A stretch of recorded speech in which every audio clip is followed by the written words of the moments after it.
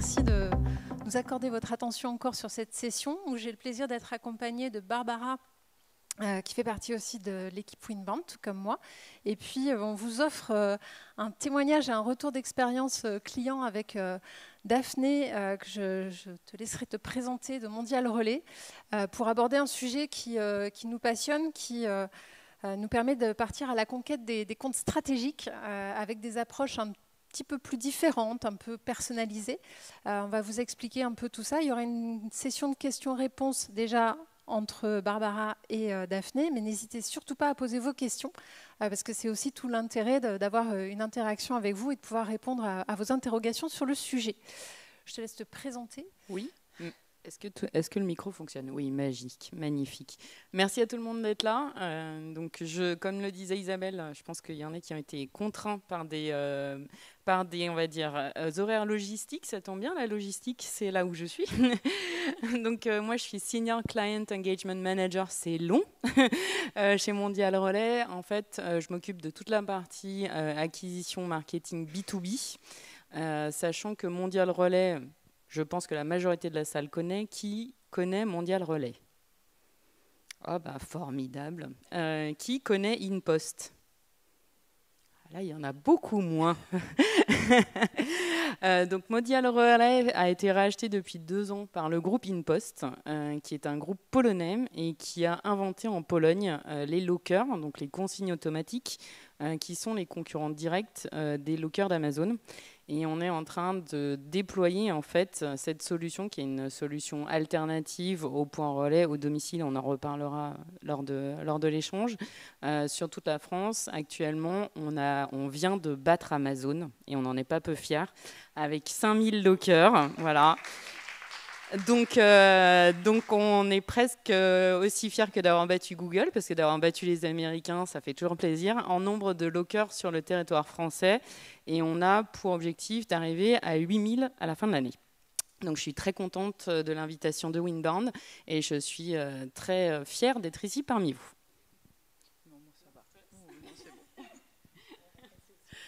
Allez, on va rentrer dans le vif du sujet. Je vais faire un peu comme Daphné. Vous connaissez Mondial Relais, mais est-ce que vous connaissez l'ABM? Ah, il y a moins de mains qui se lèvent, un petit peu quand même. Ok. Et ben, on va passer par une étape, effectivement, pour expliquer un peu tout ça. Pour expliquer aussi pourquoi est-ce qu'aujourd'hui on parle d'ABM, c'est parce qu'on est dans un contexte B2B qui évolue, qui change, auquel on doit s'adapter. Qu'est-ce qui évolue, par exemple? Je pense que je ne vous apprendrai rien en vous disant qu'on a des décideurs qui sont de plus en plus nombreux autour de la table. Alors parfois, elle est virtuelle, cette table, mais en tout cas, on a de plus en plus de décideurs et ils sont de plus en plus difficiles à capter. C'est en gros, on dit qu'en moyenne, c'est un chiffre Gartner, il y a en moyenne 6 à 10 décideurs qui sont impliqués dans une vente complexe. Une moyenne, ça veut dire qu'il y a des écarts types qui peuvent aller au-delà de ça. Ça veut dire qu'on peut être parfois avec 13 voire 15 personnes qui sont impliquées dans une vente, avec des cycles de décision qui là aussi vont être impactés. Typiquement, on a des budgets plus serrés aussi. Ça, c'est pareil, je pense que vous le vivez certainement, si ce n'est vous dans votre quotidien en tant que directeur marketing ou commerciaux ou dans une agence. Aujourd'hui, on est dans un contexte où il y a un petit peu moins de visibilité, c'est le moins qu'on puisse dire, et donc on est un petit peu plus prudent dans ses investissements, on est un peu plus exigeant aussi. Donc on est dans des budgets serrés et on est dans des cycles de vente qui se rallongent. On tempère, on négocie, on cherche l'arrangement, en tout cas ce qui est le plus héroïste, et donc plus de décideurs, plus de temps, moins de budget. On a donc aussi des interlocuteurs qui peuvent changer au cours d'un échange. Il y a la vie normale d'une équipe, et à un moment donné, si on s'est focalisé sur une personne et que cette personne change de poste, on redémarre à zéro. Ça, c'est un élément à avoir en tête, notamment sur les ventes complexes. Dans un autre élément aussi, c'est qu'on avait des canaux historiques qui perdent en efficacité. Ça veut dire quoi? Ça veut dire qu'on est sur des comportements d'acheteurs, et si vous pensez à la manière dont vous agissez, vous, dans votre quotidien, on a des comportements d'acheteurs en B2B qui sont de plus en plus proches de ce qu'on fait en B2C. Ça veut dire quoi? Ça veut dire qu'on est dans une recherche d'informations, dans une comparaison, On prend du temps, on va regarder beaucoup plus de choses, on va être plus dans la nécessité de se rassurer, d'aller rechercher des éléments de réassurance sur de la preuve sociale, des cas de clients, etc. Donc on est dans des comportements qui ont là aussi changé. Ce contexte-là, il nécessite quoi? De faire la différence, de marquer l'esprit, mais surtout de rester à l'esprit. Typiquement, si vous avez un cycle de vie long, parfois on a des clients qui sont sur 2 voire 4 ans de négociation pour un contrat. Il peut se passer beaucoup de choses, un nouvel acteur peut arriver et il faut être constamment à l'esprit des décideurs, voire des prescripteurs, voire des influenceurs. Et tout ça, ça nécessite de travailler sur le long cours et donc c'était vraiment une course de fond. Aujourd'hui, on est courant 2024, pour certains, ils préparent 2025, oui, mais ils sont déjà en train de voir comment s'assurer les prochaines années. Donc ce contexte B2B qui a changé, il faut s'y adapter. Ça veut dire, par exemple, concentrer et s'assurer qu'on met les bonnes ressources au bon endroit. Donc concentrer ces ressources marketing et commerciales sur les comptes à plus fort potentiel de revenus. Dans un climat un peu plus incertain, plus vous êtes garantie, entre guillemets, que le compte que vous allez closer vous apporte un certain ROI et il a une durée de vie client, une lifetime value pertinente pour vous, mieux c'est. Donc, autant faire en sorte que vos équipes soient sur ces comptes-là. C'est en ça qu'on va parler d'account-based marketing et on va préciser en quoi ça consiste.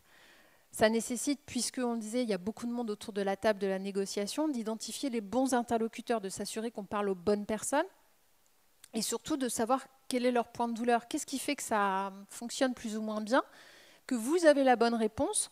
Donc, un, vous les aidez parfois à en prendre conscience, mais deux, vous apportez forcément une solution.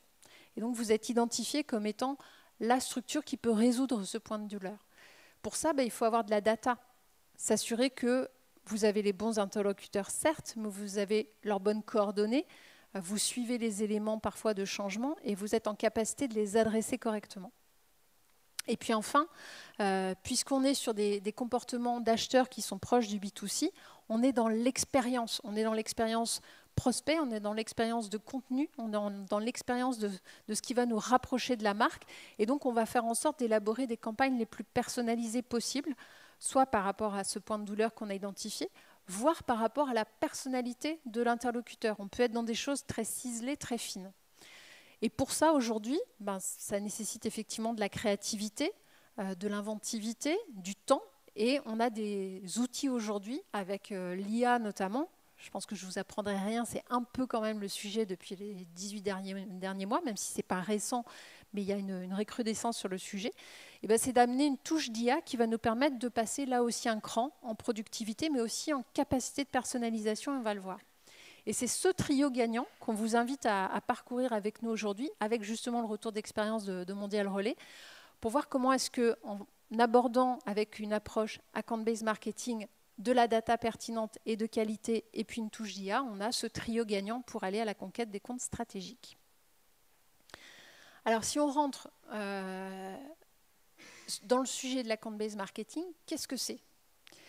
C'est effectivement une approche plutôt stratégique B2B, qui consiste, comme je le disais, à concentrer ses efforts marketing et commerciaux sur un nombre de comptes définis, c'est-à-dire que c'est quelques comptes, une centaine de comptes, plusieurs centaines de comptes, mais en tout cas, on est dans un périmètre circonscrit qu'on va aller de manière proactive adresser et pour lesquels on va élaborer des campagnes personnalisées. C'est-à-dire que, en gros, vous avez le luxe de choisir vos futurs clients. Et c'est ça qui change. C'est-à-dire que si je fais un parallèle avec des stratégies type inbound marketing, l'inbound marketing, vous mettez à disposition du contenu et vous faites venir à vous un public captif, donc qui fait la démarche de venir à vous.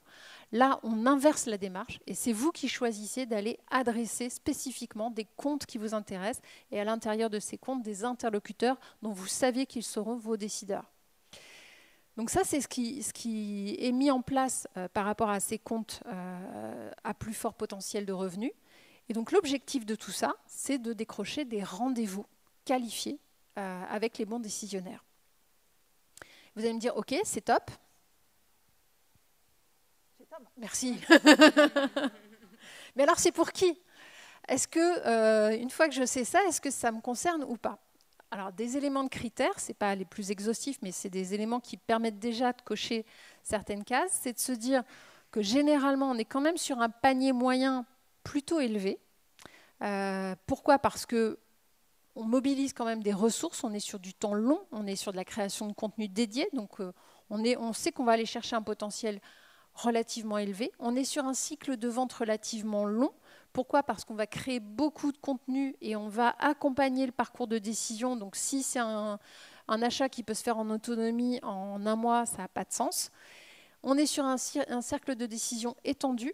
On sait qu'on va identifier plusieurs interlocuteurs au sein du compte et que chacun peut avoir même des prérogatives différentes et des sujets différents d'attention. On ne parle pas de la même chose à un DSI qu'un acteur métier. Et puis on est souvent sur un marché restreint, qui est plutôt sur de la PME, de l'ETI, voire du très grand compte, voire du grand groupe international, pour lesquels on sait qu'ils seront peut-être moins appétents à venir eux-mêmes faire une recherche et vous contacter, tellement ils sont sursollicités dans l'autre sens. D'où la nécessité de bien savoir qu'est-ce qui ne va pas, de quoi vous pouvez parler, sur quel canal, avec quel contenu, et tout ça, on va avoir le retour d'expérience de Mondial Relais sur le sujet. Merci beaucoup Isabelle. Du coup, effectivement, je vais juste faire une petite introduction sur notamment la data, tu en as un peu parlé. Et puis, on va commencer les questions justement sur la data avec Daphné. Donc, en préambule et pour compléter tout ce que tu as pu dire, effectivement, aujourd'hui, la data va jouer un rôle clé. Et quand on parle de data, il peut aussi bien y avoir de la data interne comme externe. Donc là, on vous a donné quelques exemples de ce qu'on entend par données internes et externes. Et là, ce que je vous propose, c'est de commencer à interroger Daphné sur comment est-ce qu'on s'y est pris, nous, justement, avec Mondial Relais, pour pouvoir sélectionner ce qu'on appelle les comptes cibles et sur quels critères est-ce qu'on s'est basé pour se dire on va plutôt aller vers telle ou telle cible. Donc Daphné, est-ce que tu peux nous expliquer comment vous avez fait chez Mondial Relais? Je pense que oui. Oui. Alors moi, je rebondirai un petit peu sur ce qu'a dit la personne Chanty-Biscuit. Je ne sais pas si vous avez suivi sa conférence, mais en fait, il y a un élément qu'on oublie des fois, c'est qu'à un moment, il faut être assez pragmatique. De se dire, ok, qu'est-ce qu'on veut, comment on le veut. Et nous, par exemple, le premier critère de sélection chez nous, ça s'appelle la typologie des flux. C'est un peu barbare comme nom, mais ça veut dire très simplement que, honnêtement, vous n'allez pas mettre un lit dans un casier de locker. Donc les armoires, les lits, les matériaux de cuisine, assis, les louches, les cuillères, les égouttoirs, pas de problème. L'ameublement, la literie, on l'enlève directement, et donc tous les fabricants de meubles, les distributeurs de meubles, gros meubles par exemple, c'est l'un des critères rédhibitoires pour ne pas aller les approcher, sur lesquels on est sûr de se casser la figure. Ça paraît très bête à dire, mais souvent en fait les choses les plus bêtes sont à remettre au milieu de la table, comme disent les Anglais. Ensuite, en termes de données, nous, c'était de se dire, donc la problématique sur laquelle on est actuellement, c'est de conquérir un nouveau segment de marché sur lequel on est moins représenté que sur les autres. C'est-à-dire qu'on est présent sur les très petits et sur les très grands, et peu sur les moyens et moyens plus, on va dire. Donc on s'est dit, quel est notre marché adressable ? Sachant qu'en e-commerce, on est à 93% du marché qui est représenté par des sociétés qui font moins de 1 million d'euros de chiffre d'affaires. Donc toutes celles-là, hors du périmètre. Donc 93% des sociétés qu'on ne veut pas toucher. Ensuite, on a 6% des sociétés du e-commerce qui font entre 1 et 10 millions d'euros du chiffre d'affaires. Et là, on s'est dit, OK, très bien. Et par contre, ce qu'il y a, c'est que le 1% restant, donc plus de 10 millions d'euros de chiffre d'affaires, représente quand même 76% du chiffre d'affaires du e-commerce. Donc on essaie sur une tranche qui était très bien définie. On veut les entreprises qui font entre 1 et 10 millions d'euros de chiffre d'affaires.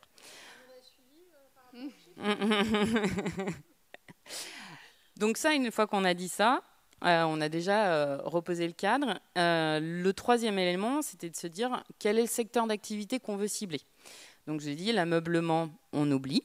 les grues, on oublie. Enfin bon, il y a des tas de choses sur lesquelles on ne peut pas aller.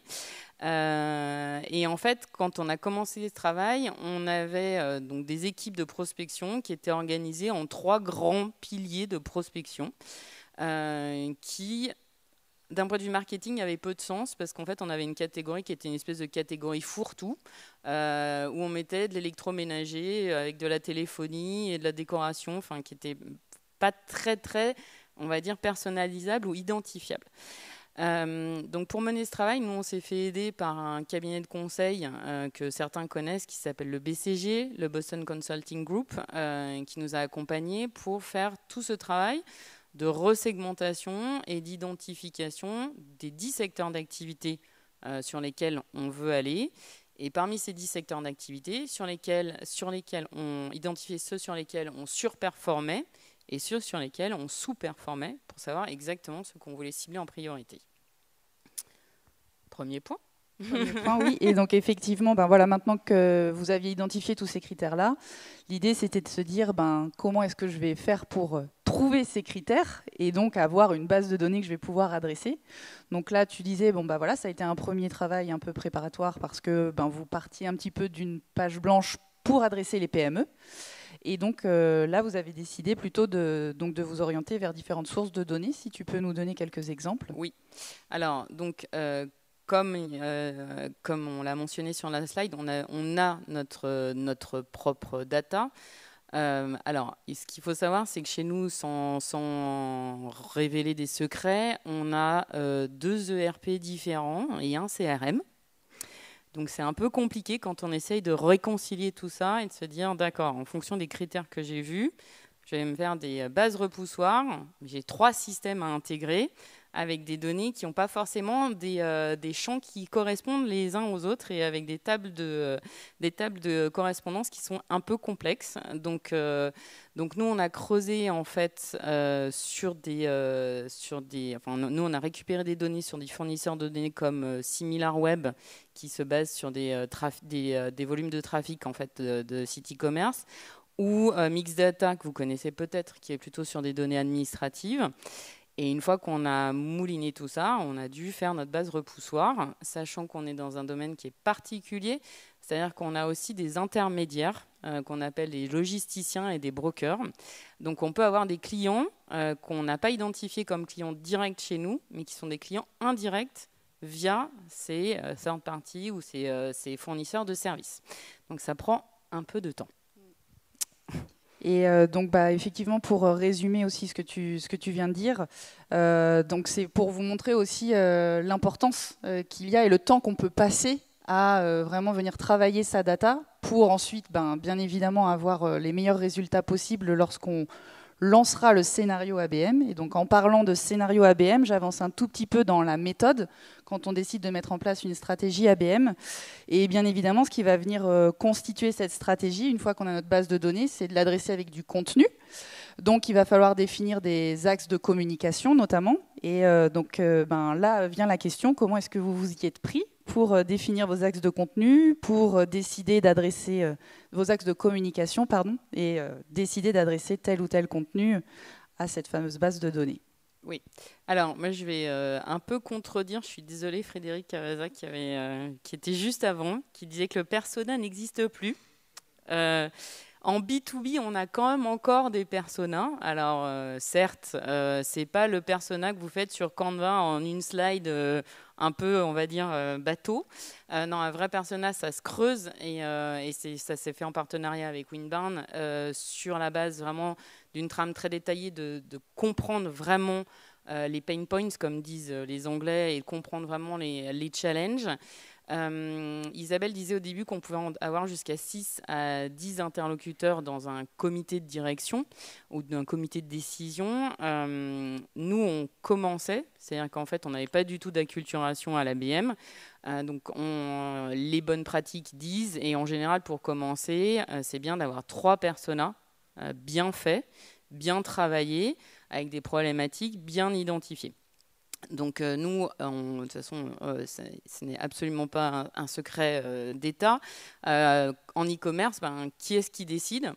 Le fondateur de l'entreprise, le responsable e-commerce ou la responsable e-commerce de l'entreprise et le ou la responsable logistique. Donc on a ces 3 personas avec des problématiques bien particulières. Et c'est là où également je fais la passerelle avec la data. Une fois qu'on a fait ces personas et une fois qu'on sait quels sont leurs intitulés de poste, il faut aussi pouvoir les identifier. Il faut aussi avoir l'appui d'autres outils comme Sales Navigator de LinkedIn que vous utilisez certainement, ou des soutiens de data analyst, comme on a fait avec Winbound, pour qualifier et pour être sûr qu'on ait la bonne adresse mail, le bon numéro de téléphone, le bon profil LinkedIn, et qu'on puisse du coup commencer à orchestrer les canaux sur lesquels ils sont et les identifier. Et une fois qu'on a fait ça, l'idée c'est de créer du contenu ou de recycler du contenu pour vraiment répondre à une de leurs problématiques. Nous, chez Mondial Relais, on a un site internet qui date de 1998. Donc, l'agilité et le CMS derrière, c'est un peu compliqué. Mais ça fonctionne. Et en fait, on ne pouvait pas créer de page en ne redéveloppant pas from scratch. Donc, on s'est dit ça va être un petit peu compliqué, un peu long. Donc, on a décidé, du coup, nous, de créer notre blog à destination des professionnels et de pouvoir héberger les contenus qu'on a développés et sur lesquels on a pu faire de la personnalisation comme des choses toutes bêtes, mais une page de couverture d'un livre blanc, si vous êtes dans la mode, ça vous parlera plus d'avoir un groupe de jeunes filles qui se baladent dans la rue avec des chapeaux et des jupes aux couleurs hyper flashy comme c'est en ce moment, plutôt que d'avoir un camion qui se balade sur la route. Voilà. Oui, tu as tout à fait raison. Donc, on a essayé de faire ce qu'on a appelé des quick wins. Pour rapidement avec l'existant, parce qu'il faut souvent regarder aussi ce qu'on a, à partir de quoi on peut partir avant de vouloir tout recréer à nouveau. Donc on a regardé ce qu'il y avait d'existant qu'on pouvait adapter, et puis sinon, effectivement, en repartant du persona, on a identifié des thématiques qui pouvaient parler à ces 3 personas que tu as cités. Et donc pour remettre dans le contexte du compte cible, ça veut dire que dans chaque PME compte cible que nous avions identifié, on est allé essayer de chercher dans la mesure du possible s'il existait ces 3 personas-là. Donc, lorsqu'on lance un scénario, vous avez du contenu qui doit parler au founder, au fondateur de l'entreprise, aux responsables logistiques et aux responsables e-commerce, mais en même temps, chacun a ses propres problématiques. Donc, l'enjeu est de venir leur adresser le bon contenu, mais ils n'auront peut-être pas le même puisqu'ils ne sont pas le même persona.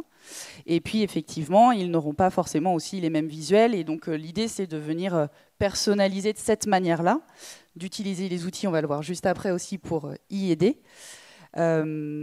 Est-ce que tu voulais ajouter quelque chose sur ce qu'on a comme exemple, peut-être sur ce qu'on a pu mettre dans nos scénarios ABM pour oui, que ce soit peut-être un peu plus concret? Il y a aussi un dernier point, c'est qu'en fait, l'ABM se veut non intrusif, c'est-à-dire, je ne sais plus qui disait dans une conférence, achetez-moi, achetez-moi.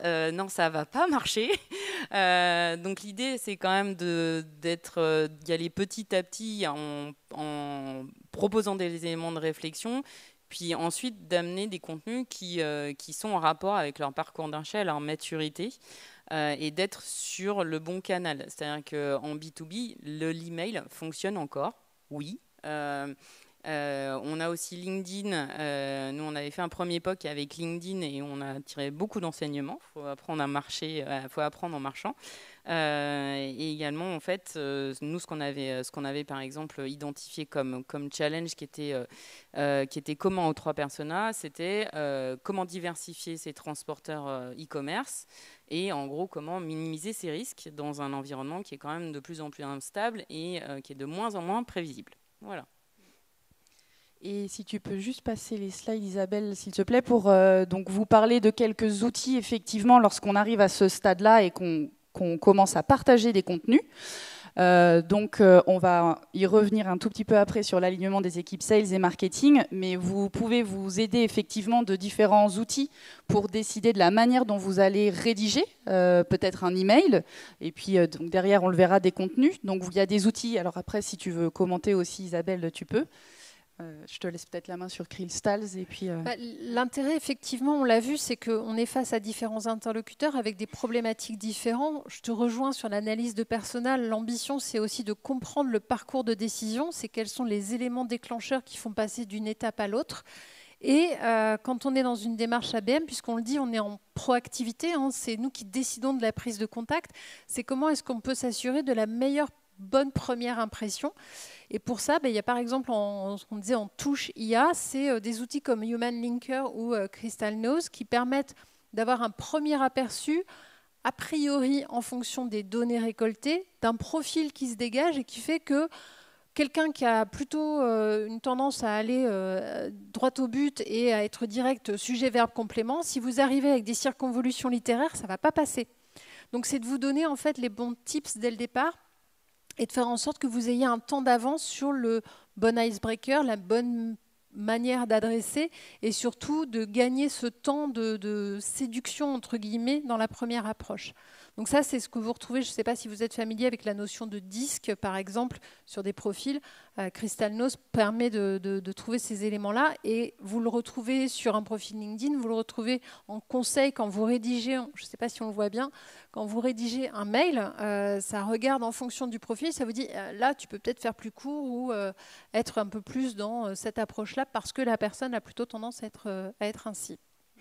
Donc ça, c'est dans les approches notamment aussi qui peuvent être pratiques pour les sales, pour faire gagner du temps.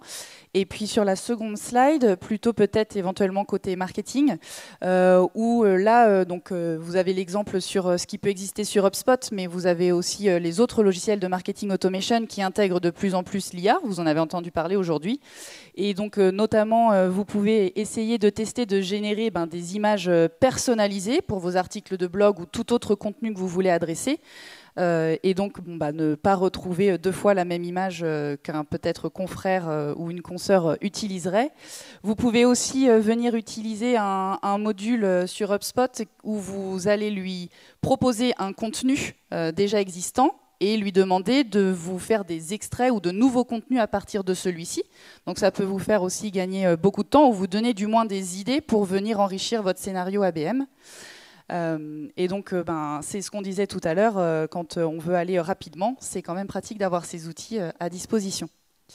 Donc voilà la partie contenu. Et puis, donc, on avait identifié une troisième question qui nous semblait intéressante à aborder, et puis après, on pourra prendre vos questions si vous en avez. C'est quand même, mine de rien, les challenges que vous avez rencontrés pour mettre en place l'ABM, parce que ça paraît tout simple et tout limpide comme ça, mais parfois, il y a des petites choses à ajuster. Alors, oui, merci. Nous, on a choisi d'avoir un positionnement qui était vraiment comment vous, l'équipe commerciale, on peut vous aider, on peut vous enlever des tâches chronophages et on peut vous apporter de la valeur. Et ça, c'est ultra important. Et l'idée aussi, c'est comment est-ce qu'on peut envoyer différents messages et prendre contact en votre nom. Donc, si le commercial ou la commerciale ne sent pas à l'aise dans le texte que vous lui proposez ou dans l'email que vous lui rédigez ou le message LinkedIn ou ce que vous voulez à sa place, on aura un vrai sujet d'appropriation du dispositif. Donc ça, c'est crucial. Je vois que le temps passe, donc je vais essayer d'être synthétique.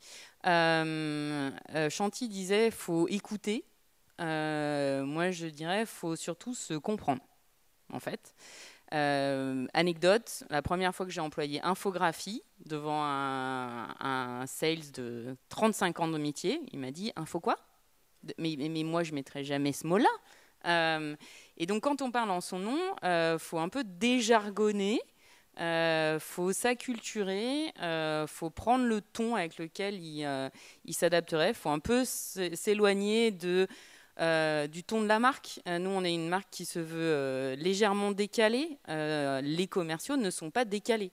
Donc, c'est des choses comme ça où vraiment, il faut se comprendre, se mettre d'accord. Moi, la première fois que j'ai commencé à parler d'ABM avec un autre commercial, il m'a dit « moi, je ne sais pas pourquoi tu fais des livres blancs. » D'accord.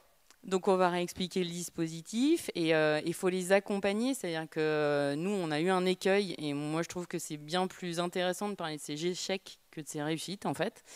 où on avait fait un POC et on avait passé beaucoup de temps à le préparer. Et puis on s'était dit, ouais, c'est bon, hop, on va les lâcher. Et en fait, on s'est vraiment cassé la figure par un, on est témoin.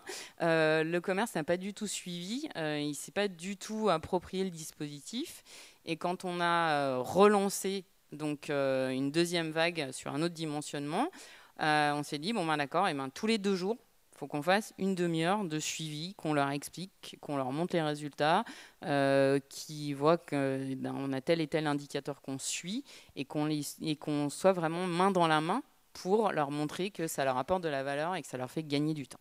Et pour que, après, quand on redéploie ce dispositif, il soit plus autonome. Mais c'est vrai que là, tu parlais donc effectivement de vous aligner. Et puis, il y avait le sujet aussi un peu outil qui a été peut-être aussi au départ sous-estimé dans la difficulté que ça pouvait ajouter. Puisque tout à l'heure, Isabelle parlait un peu de profiling avec Crystal Nose. L'idée aussi, c'est que des outils de marketing automation permettent de donner des détails sur un comportement qu'a pu avoir une de nos cibles. Et ensuite, l'idée, c'est de réussir à récupérer cette information dans les outils. Et puis, c'est pas toujours simple. Et donc ça demande aussi un accompagnement. Donc, l'alignement des sales et marketing était d'autant plus crucial sur le deuxième essai, on va dire. Voilà, il est encore.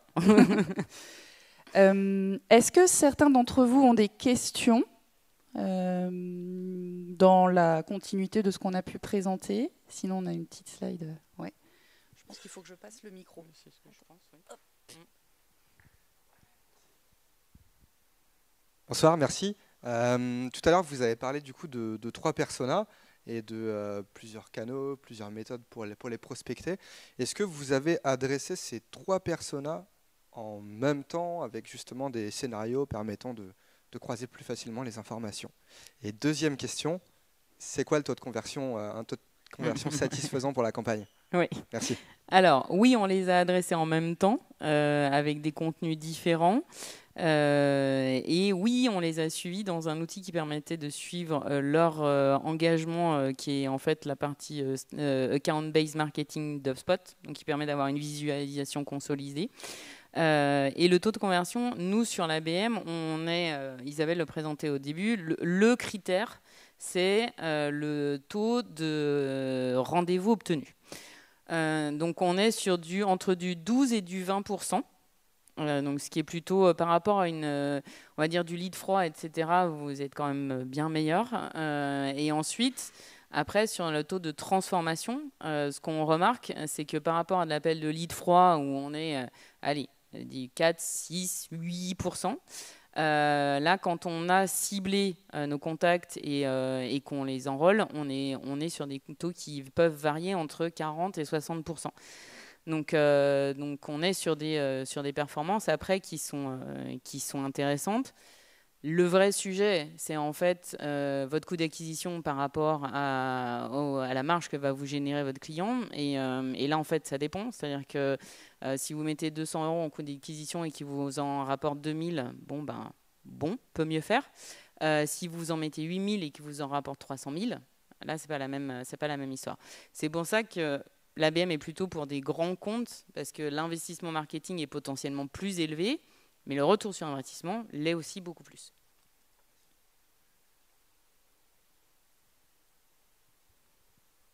Pas d'autres questions? Je ne sais pas comment on est au niveau timing. On est super dépassé. Okay. Ce qu'on peut peut-être amener comme élément avant de vous lancer, parce que je suis persuadée que vous êtes super convaincus et que là vous allez rentrer et demain vous lancez vos premières campagnes. Avant ça, on l'a dit, c'est de s'assurer qu'il y a une bonne compréhension et une bonne acculturation du sujet en interne. Il n'y a rien de pire que de se lancer sans avoir posé des bases solides et s'assurer que tout le monde a compris la démarche, ce qu'elle pouvait apporter, pourquoi on s'oriente vers cette démarche-là, quels vont être les éléments qu'on va suivre, quels vont être les indicateurs de performance, de façon à ce que chacun soit un maillon efficace de tout ce qui va se mettre en place. Donc, c'est de s'aligner. Ralignez-vous qui disait, c'est en gros, faites en sorte que le marketing soit au service du commerce et que le commerce soit au service du marketing et que les deux avancent ensemble. Pensée data, c'est un sujet, on arrive. Pensée data, c'est effectivement un élément. Et puis, éclatez-vous, soyez créatifs et imaginatifs. C'est moi ce que j'adore dans l'ABM, c'est ça, c'est qu'en fait, on peut s'autoriser des pas de côté en restant bien évidemment dans le respect de la charte de marque et de la plateforme de marque.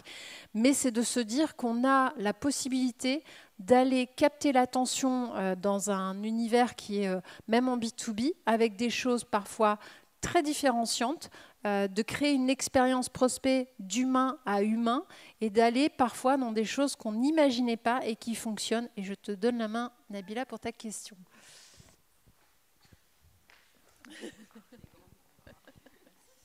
Merci beaucoup. J'avais une question par rapport au persona, parce qu'effectivement, dans les différentes conférences, on a bien compris que l'ancien modèle ne fonctionne plus, ça c'est clair. A priori, vous avez déjà mis en place le nouveau modèle, puisque vous êtes plus sur des thématiques, voilà, c'est le CEO, c'est le CMO, mais plus des comportements. Tu parlais tout à l'heure un petit peu d'outils de profiling. Est-ce que tu pourrais nous en dire plus justement sur quel type de persona vous pouvez mettre en place et comment vous pouvez personnaliser? Alors, il y a quelque chose qu'on a toujours gardé, c'est l'interview.